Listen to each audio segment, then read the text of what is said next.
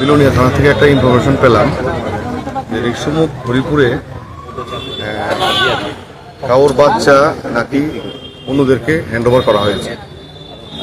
তো আমরা ঘটনাটা সত্যতা যাচাই করার জন্য ওই স্পটে গেলাম। বাড়ির মালিকের নাম ছিল গৌরাঙ্গ শীল আর ওনার ওয়াইফের নাম ছিল উষারানী শীল। আমরা গিয়ে দেখলাম 23 দিনের একটা বাচ্চা ওনাদের ঘরে। তো ওনাদেরকে জিজ্ঞাসা করার পরে ওনারা বললেন যে ওনারা শম্ভু মালাকার থেকে ঋষভক হরিপুরেরই শম্ভু মালাকার থেকে ওনারা বাচ্চাটা নিয়েছেন। আমি জিজ্ঞাসা করলাম যে আপনারা কোনো টাকা পয়সার বিনিময়ে এটা বিক্রি করেছেন কিনা।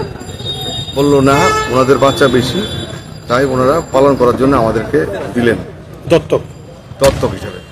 সেই অনুসারে আমরা আবার শম্ভু মালাকারের বাড়িতেও গেলাম।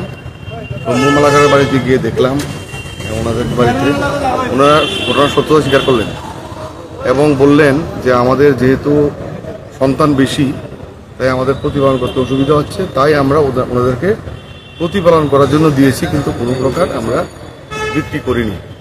তারপরে যেহেতু ওনারা লিগেল প্রসিডিউর ফলো করে ওনারা হ্যান্ডওভার করেননি, তাই আমরা দুই পরিবারেরই সদস্য এবং সদ্যজাত যে বাচ্চারা 23 দিনে ওকে সহ আমরা চাইল্ড লাইনে হ্যান্ডওভার CWC প্রডিউস করলাম।